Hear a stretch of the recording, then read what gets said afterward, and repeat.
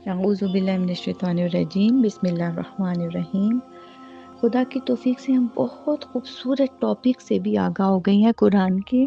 और आज हम देखते हैं सूरह रूम के और कौन कौन से पैगामात हमें मिलते हैं। रोज़े क़यामत टल नहीं सकता।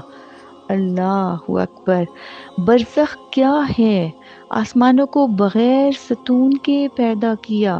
हज़रत लुक़मान कौन थे? क्योंकि अब क्या है, सूरह लुक़मान शुरू हो गई है और सूरह रूम ख़त्म हो गई है।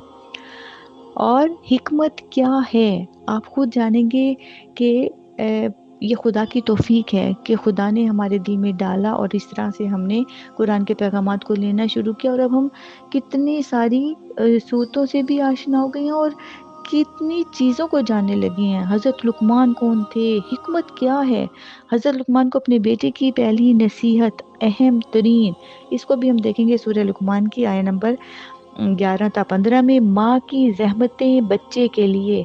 मैं कहती हूँ कौन सा खुशकुतर है जो कुरान में नहीं है।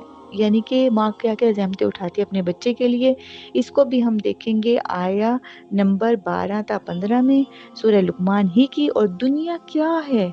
अमीक़ समंदर है। अल्लाहु अकबर। इसको भी हम देखेंगे सूरह लुक़मान की 12 था 15 आया में। मुसाफ़रत के आदाब क्या हैं? अल्लाहु अकबर। सफ़र पे निकलने के आदाब हैं, ज़ियारत पे जाने के आदाब हैं। अल्लाहु अकबर। जब आप घर से जाती हैं फिर आप अपने अहल-व-अयाल को खुदा की ज़मानत में देते हैं और खुदा से कहते हैं कि जब तक मैं वापस ना आऊँ ये तेरे सुपुर्द है। इतनी खूबसूरत दुआएँ, मैं कहती हूँ ना, बहुत खूबसूरत है हमारा दीन।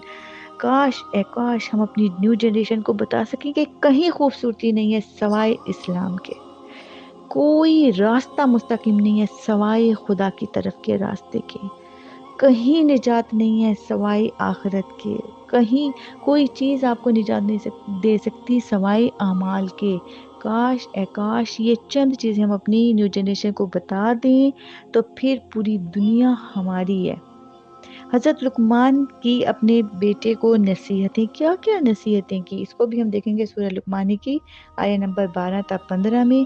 बहुत खूबसूरत दिल, बहुत खूबसूरत और दिल हिला देने वाली आयत हैं। कौन सी? सूरह लुक़मान की आया नंबर 16 था 19 में देखेंगे। अल्लाह पर नमाज खालिक के साथ अहम तरीन राब्ता है। हम बच्चों से कहते हैं नमाज़ पढ़ें, नमाज़ पढ़ें, नमाज़ पढ़ें।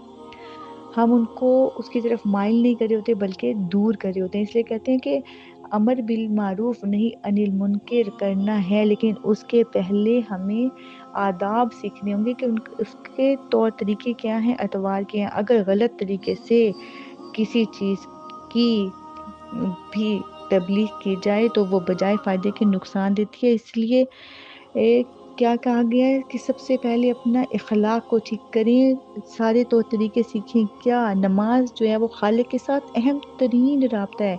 जब हम इन चीज़ों को जानेंगे, हम खुद एजुकेट होंगे, तभी हम अपनी न्यू जनरेशन को एजुकेट कर सकेंगे।